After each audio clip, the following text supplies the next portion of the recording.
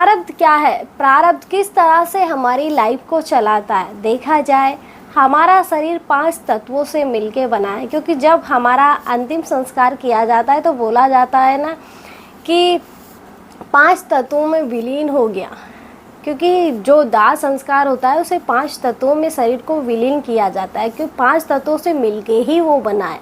तो हमारा प्रारब्ध वहाँ जाके समाप्त होता है, या यूँ कहें कि हमारा जब शरीर का निर्माण होता है तो प्रारब्ध उसमें पहले ही रच दिया जाता है कि आपके साथ लाइफ में ये चीज़ें होंगी, और वो होती है। देखा जाए तो आज हम देखते हैं कि जब हमारा जन्म होता है प्रारब्ध शुरू हो जाता है। अचानक से कोई दुख आया तो हाय राम, हमने तो सोचा ही नहीं था ये दुख आएगा, ये कैसे आया। फिर अचानक से कुछ टाइम बाद सुख आ गया, तो ये क्या हुआ, ये तो बड़ी विचित्र बात है, ये कैसे सुख हुआ। तो ये प्रारब्ध ही तो है। और क्या है ये प्रारब्ध? कि हम हमारी लाइफ को नहीं चला रहे होते, बस वो होता है ना कि बीज डाल दिया, अब तो पौधा बनना ही है और वो बनेगा। तो प्रारब्ध का बीज डल चुका है, अब पौधा बनेगा ही। लेकिन यहाँ भी कुछ कंडीशनें अलग हो जाती हैं, ऐसे कि जब हम मान लो बीज तो डल गया, मान लो हमें अभी दुख आना है तो दुख का बीज डल गया, लेकिन अब हमारा शरीर उसे किस तरह से, यानी हमारा माइंड उसे किस तरह से चलाता है कि हम दुख में रिएक्ट कैसे करते हैं, कि ज़्यादा करेंगे, वो है उतना ही, इतना सा प्रारब्ध होता है, लेकिन हम उसे दुख दुख दुख दुख करके इतना बड़ा बना देते हैं कि सच में वो इतना दुख लगने लग जाता है, हद से ज़्यादा। जबकि देखा जाए तो अगर हम नॉर्मल तरीके से ना तो दुख में ज़्यादा दुखी हो और ना सुख में ज़्यादा सुखी हो, सब चल रहा है, बस ये सोचें तो शायद हमें आसान हो लाइफ जीना। क्योंकि कोई तो है जो कर रहा है, हमें नहीं पता कौन कर रहा है, लेकिन कोई तो कर रहा है ना। तो इसी तरह से हमारा प्रारब्ध चल रहा है कि दुख आया, फिर अचानक से ही सुख आ गया तो हमें खुशी मिली, दुख आया तो हम हाय तौबा करने लगे कि दुख आ गया लाइफ में। जो होना है वो होगा, हम उसे नहीं रोक सकते, क्योंकि जो प्रारब्ध में लिखा है उसे कोई नहीं टाल सकता या कोई नहीं काट सकता।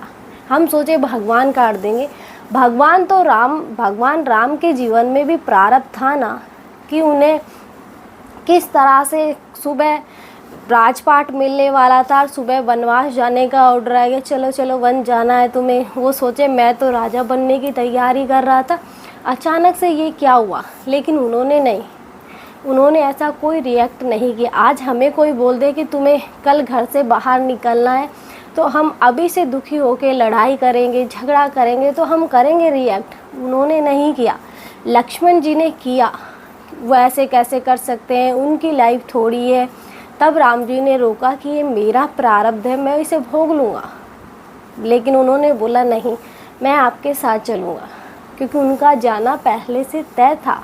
अगर वो नहीं जाते तो मेघनाद का वध कैसे होता, वो उनके प्रारब्ध में लिखा। क्योंकि मेघनाद को भगवान का वरदान था, ब्रह्मा जी का, कि तुम्हें कोई ऐसा व्यक्ति ही मार सकता है जो 14 वर्ष तक सोया ना हो, 14 वर्ष तक संबंध ना बनाया हो। ऐसे उसे वरदान थे। अब उसे ये लगा कि ऐसा व्यक्ति तो कोई इंसानों में तो कैसे हो सकता है, इसलिए वो लक्ष्मण जी थे। हुआ ना प्रारब्ध, देखा जाए तो ये पहले से तय था। और कुंभकर्ण और रावण का वध भगवान राम के ही हाथों होना था, क्योंकि ये भी पहले से भगवान विष्णु ने उन दोनों को वरदान में दिया था जब उन्हें श्राप मिला था। बात आ जाती है प्रारब्ध की, तो प्रारब्ध हर किसी का होता है। हम सोचते हैं प्रारब्ध नहीं होता, प्रारब्ध होता है हर किसी का। आज हमारी लाइफ में अचानक से चीज़ें होती है तो ये प्रारब्ध की वजह से ही तो होती है।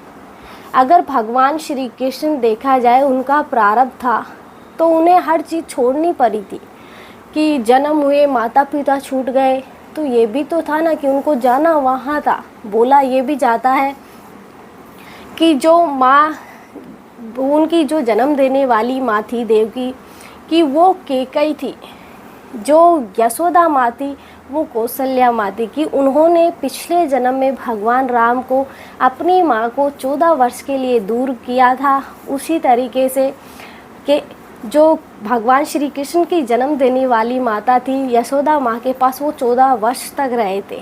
तो देखा जाए तो कुछ ना कुछ तो लौट के आया ना, पूरा कुछ लौट के आ गया। तो प्रारब्ध ही तो चल रहा है सब कुछ। ऐसे ही एक बार एक सन्यासी थे कि अपने मतलब कुछ शिष्यों को लेके वो रेगिस्तान से जा रहे थे। तो अब रेगिस्तान है, फिर आगे जंगल आया, तो वो चलते जा रहे थे। लेकिन सन्यासी में एक बड़ी अच्छी आदत थी। उनमें ये आदत थी कि वो बस ये बोलते थे कि भगवान आप जो कर रहे हो बहुत अच्छा कर रहे हो, आगे जो करोगे बहुत अच्छा करोगे। यानी यूँ कहें कि सब कुछ ईश्वर के भरोसे छोड़ दिया। आज हम सब कुछ ईश्वर के भरोसे नहीं छोड़ते, हम तो ये सोचते हम कर रहे हैं, लेकिन उन्होंने सब कुछ ईश्वर के भरोसे छोड़ दिया। अब शिष्य इतना मतलब गुरु पे विश्वास तो था लेकिन इतना नहीं था। तो वो धीरे धीरे जंगलों से निकले। तो उन्हें 3 दिन हो गए चलते चलते। खाना जो उनके पास था वो खा ले, पानी वो उनके पास था पी लिया, लेकिन अभी चीज़ें चल रही थी। तो उन्होंने अपने शिष्यों ने अपने गुरुजी से पूछा, गुरुजी कि हम कब तक ऐसे भटकते रहेंगे, हमारे पास खाना भी इतना नहीं है, पानी भी इतना नहीं है, ऐसे तो हम मर जाएंगे। तो गुरुजी ने बोला कि क्यों चिंता करते हो, वो ऊपर वाला बैठा तो है। तो उन्होंने बोला क्या बेवकूफ़ों जैसी बात करते हो आप गुरुजी, कि ऊपर वाला बैठा, ऊपर वाले को देखा किसने है। तो उन्होंने बोला कि क्या तुमने सोचा था कि इस इतने भरे घने जंगल में हम 3 दिन से चल रहे हैं, कोई जानवर, इतना घनघोर जानवरों वाला ये जंगल है, कोई जानवर हमारे पास आया? शिष्य ने बोला नहीं आया। कोई जानवर दिखा हमें? नहीं दिखा। तो क्या है ये कि हमने सुना है कि इस जंगल में बहुत सारे जानवर हैं, कि कोई गलती से भी घुस जाए तो वापस ही मुश्किल से निकलेगा। आज हम 3 दिन से इसी में चल रहे हैं, तो कैसे चल रहे हैं? आज हमारे पास खाने को जो जितना है वो चल रहा है, अभी वो ख़त्म नहीं हुआ।